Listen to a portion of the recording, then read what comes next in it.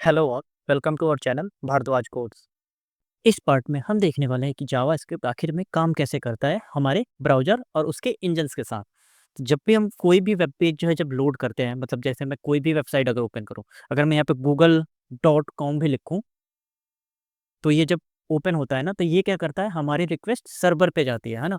और सर्वर से यहाँ पे ये जो है, ये समझ लो कि ये रास्ता है एक वेबसाइट को ढूँढ के लाने का। तो हम क्या बोलते हैं कि भाई साहब तुम इस रास्ते पे जाओ, मतलब ये हुआ हमारा यूआरएल, समझ लो कि ये जो एक रास्ता है ना?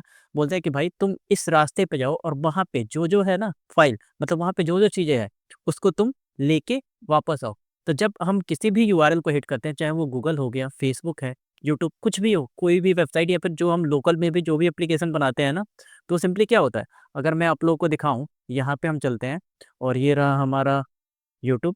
यूट्यूब के अंदर हमारे पास, चलो हम चलते हैं एचटीएमएल वाले में ही चलते हैं या फिर सीएसएस में चलते हैं। यहाँ पे मैं आता हूँ सीएसएस में और इसमें से मैं ओपन कर लेता हूँ डिस्प्ले प्रॉपर्टी के अंदर जो हमने प्रोजेक्ट बनाया था, ये वाला है ना, इसी को मैं ओपन करता हूँ। अब देखो जैसे ही मैंने इसको क्लिक किया, यहाँ पे मैंने क्या किया, इसको क्लिक किया, तो क्लिक किया तो क्या हुआ कि ये हमारे ब्राउज़र में आ गया, ठीक है? तो ये ब्राउज़र में आया कैसे? अब मैं अगर इसी पाथ को इसको कॉपी करूँ, है ना?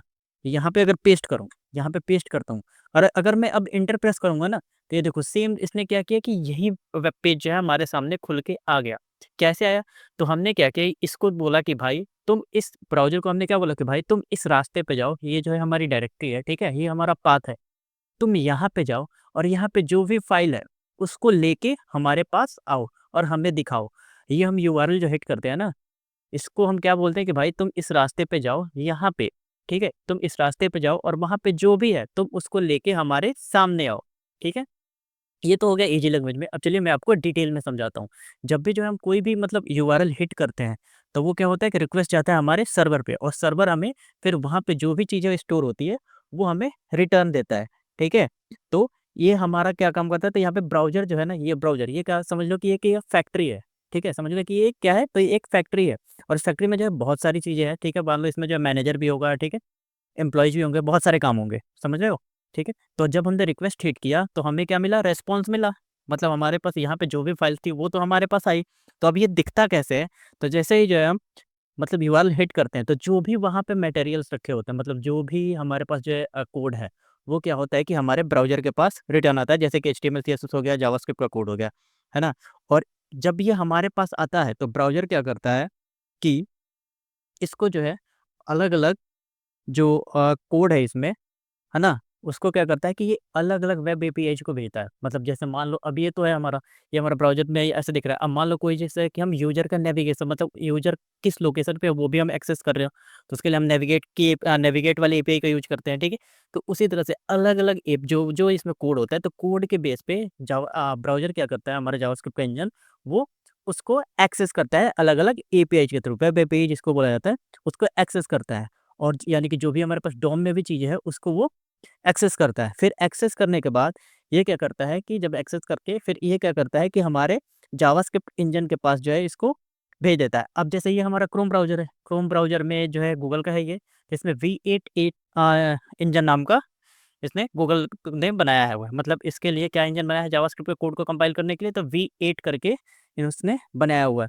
तो जब ये यहाँ पे जाता है, तो वो इंजन क्या करता है कि वहाँ पे यूज़ करता है JIT, जस्ट इन टाइम। मतलब जैसे ही जस्ट इन टाइम का मतलब क्या हुआ कि जैसे ही कुछ आए उसी टाइम, तुरंत, मतलब समझ लो कि तुरंत ही क्या करता है, वेट इंजन इस कोड को कंपाइल करता है ना? अब आप लोगों ने सुना होगा जैसे हाई लेवल कोड हो गया, लो लेवल कोड हो गया, ठीक है? Machine level code.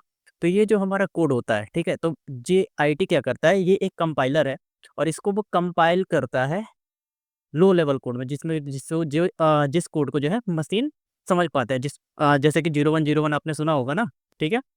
तो उस कोड में हमारा कंपाइलर जो है हमारे कोड को, जो जावास्क्रिप्ट, एचटीएमएल, सीएसएस का कोड है या फिर कोई सा भी कोड हो, उसको क्या करता है, वो उस कोड में के समझने लायक कोड में उसको कंपाइल करता है और जब वो कंपाइल हो जाता है, ठीक है? तब जाके वो हमें यहाँ पे, जब हमारा ब्राउज़र जो है, जब हमारा V8 इंजन इसको समझ लेता है कि हाँ भाई, ये आखिर में है क्या? तब जो है हमें अपने वेब पेज पे ये दिखता है। तो ये दिखाने के पूरे प्रोसेस को जो है कौन कंप्लीट करता है, तो हमारा ब्राउज़र ही कंप्लीट करता है। हमने क्या किया, हमें तो बस इतना दिखता है कि हमने यहाँ पे कुछ डाला, एक जो हमने यूआरएल डाला और हमें वेब पेज दिख गया। लेकिन इसके अंदर ये हमारा कहाँ जाता है, सर्वर पे हिट करेगा, फिर सर्वर से जो है हमें जो भी HTML CSS जावास्क्रिप्ट का कोड होगा या फिर जो भी इमेज वीडियो जो कुछ भी हो, वो सब हमारे ब्राउज़र पे आएगा। फिर ब्राउज़र क्या करेगा कि उसको जो है चेक करेगा और उसको जो है हमारे इंजन के पास भेजेगा। मतलब जो भी ब्राउज़र है, जैसे इसमें V8 इंजन है तो ये इसके पास जाएगा। फिर वो क्या करेगा, इसको लो लेवल कोड में उसको कन्वर्ट करेगा और कन्वर्ट करने के बाद फिर हमारे पास जो है वेब पेज पे ये व्यू प्रेज़ेंट होता है। तो ये जो है मतलब एक बहुत ही डीप चीज़ है। जब हम नोड.js पढ़ेंगे ना, क्योंकि नोड.js में V8 इंजन का इस्तेमाल हुआ है, ठीक है? तो हम इस V8 इंजन के बारे में डिटेल में पढ़ेंगे कि कैसे चीज़ें जो है काम करती है, कैसे जो है कौन से स्टैक में जाता है, फिर ठीक है कैसे पूरा डेटा फ्लो चलता है। जो जो है नोड.js है वो खुद जो है C++ में लिखा हुआ है, ठीक है? तो वो भी हम चीज़ें देखेंगे। अभी के लिए बस हम बेसिक देखेंगे कि मतलब ये कैसे काम करता है। तो JavaScript run inside your web browser. JavaScript कहाँ पे रन होता है? तो हमारे वेब ब्राउज़र में रन होता है। हमने अभी ये पीडीएफ जो है ये भी अपने वेब ब्राउज़र में ही ओपन किया है ना? वेब ब्राउज़र के पास कुछ होता है, ऐसा होता है जिसको कि जावास्क्रिप्ट इंजन कहा जाता है। जैसे कि मैंने अभी बताया V8 करके है क्रोम के पास, ठीक है? तो उनको जावास्क्रिप्ट इंजन कहा जाता है और ये क्या करते हैं कि हमारे कोड को रीड करते हैं और उसको लाइन बाय लाइन रन करते हैं, ठीक है? मतलब जैसे लाइन बाय लाइन हमारे कोड को क्या करते हैं ये रन करते हैं। सिंपल भाषा में बोला जाए तो जावास्क्रिप्ट कैसे रन होता है? मतलब अभी के लिए करंट के लिए इतना मान लो कि जावास्क्रिप्ट जो है हमारे वेब ब्राउज़र में रन होता है, ठीक है? और वो कैसे रन होता है कि जा तो ब्राउज़र के पास कुछ एक चीज़ होती है जिसको बोला जाता है जावास्क्रिप्ट इंजन। तो वो क्या करता है कि कोड को हमारे रीड करता है और लाइन बाय लाइन उसको रन करता है। जावास्क्रिप्ट क्या करता है कि वो यूज़ करता है ब्राउज़र टूल्स को, मतलब जो भी ब्राउज़र में टूल्स होते हैं, जैसे मान लो मैंने अभी बताया था ना कि नेविगेट के लिए अगर हमें किसी यूज़र का लोकेशन चेक करना हो, जैसे हमने ये वेबसाइट ओपन किया, ठीक है? तो ये जो है कौन-सा लोकेशन, मतलब मैं अभी कहाँ पे हूँ? अगर हम चाहते हैं कि जो भी यूज़र हमारा वेबसाइट हिट करे, तो पहले हम उसका लोकेशन गेट करें कि वो कहाँ पे है, ठीक है? उसका एग्ज़ैक्ट लोकेशन, तो वो हम गेट कर सकते हैं, ठीक है? तो उस टाइप की जो है इसको बोला जाता है ए-पेज, ठीक है? तो ये ब्राउज़र टूल्स होते हैं। तो ये सारे हम एक्सेस करके या फिर हमें कोई अलर्ट दिखाना हो, जैसे कि मैंने दिखाया था ना कि हेलो जावास्क्रिप्ट करके हमने एक अलर्ट देखा था पिछले वीडियो में, ठीक है? तो वो हो गया, या फिर किसी टेक्स्ट का कलर चेंज करना जो कि हम सीएसएस वगैरह से करते हैं, या फिर डेटा गेट करना हो सर्वर से, जैसे कि हमने यहाँ पे google.com ओपन किया था तो ये सर्वर से ही तो आया था हमारे पास, है ना? तो ये सारा काम ब्राउज़र करता सॉरी जो है हमारा ब्राउज़र जो है वो जावास्क्रिप्ट इंजन के थ्रू करता है। मतलब जो भी कोड हो वो गेट करता है और उसको डिस्प्ले करता है कंपाइल करके। सिंपल भाषा में आप समझो तो क्या करता है कि जावास्क्रिप्ट के जो भी हमारे पास ब्राउज़र होते हैं उनके पास जावास्क्रिप्ट का एक इंजन होता है, वो हमारे कोड को रीड करता है और लाइन बाय लाइन दिखाता है। बस अभी के लिए इतना काफ़ी है। ये ज़्यादा V8 वगैरह के चक्कर में अभी पढ़ोगे तो कुछ पल्ले नहीं पड़ेगा, है ना? तो अब आगे बढ़ते हैं। What happen a page loads. जब एक पेज लोड होता है तब क्या प्रोसेस होता है? हम एक पेज ओपन करते हैं, ठीक है? The browser loads HTML, CSS and JavaScript. जैसे हमने जो ये वेब पेज ओपन किया, मतलब google.com ओपन किया, तो क्या किया ब्राउज़र ने क्या किया कि एचटीएमएल, सीएसएस और जो जावास्क्रिप्ट का कोड है उसको लोड किया और फिर जावास्क्रिप्ट के इंजन ने उस कोड को रन किया और it tell the browser what to do. और इसके बाद इसने ब्राउज़र को बताया कि भाई जैसे मान लो अलर्ट है तो तुम्हें अलर्ट दिखाना है या फिर तुम्हें यहाँ ये टेक्स्ट का कलर जो है रेड दिखाना है, ब्लू दिखाना है, तो ये हमारा जावास्क्रिप्ट का इंजन ही बताता है ब्राउज़र को कि भाई साहब तेरे को ये चीज़ ऐसे दिखानी है। समझे? तो इस पार्ट में हमने देखा कि जावास्क्रिप्ट जो है कैसे काम करता है, मतलब ब्राउज़र में कैसे काम करता है, ठीक है? और अब अगले पार्ट में हम देखेंगे कि जावास्क्रिप्ट को हम अपने ब्राउज़र में है ना? मतलब अब जब हम कोड लिखेंगे तो 2-3 तरीके हैं जावास्क्रिप्ट के कोड को रन करने के लिए, है ना? तो वो हम अगले पार्ट में देखेंगे कि इसको हम रन कैसे कर सकते हैं।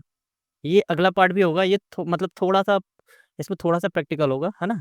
मतलब यहाँ से जो है हमारी प्रैक्टिकल जर्नी स्टार्ट हो जाएगी, जहाँ पे हम कोड कर के भी चीज़ें देखेंगे। तो आई होप आप लोगों को ये अच्छे से समझ में आया होगा, ठीक है? तो अगर आप लोगों को समझ में आया तो कमेंट ज़रूर करना, जेएस इंजन करके कमेंट कर देना ताकि मैं समझ जाऊँगा कि आपको समझ में आया है। बस आप टाइप करना जेएस इंजन, है ना? तो मैं समझ जाऊँगा। मिलते हैं अगले वीडियो में। वीडियो पसंद आया हो तो लाइक, शेयर और सब्सक्राइब ज़रूर करें। फ्यूचर अपडेट्स के लिए बेल आइकन ज़रूर दबाएँ। मिलते हैं अगले वीडियो में। Thank you.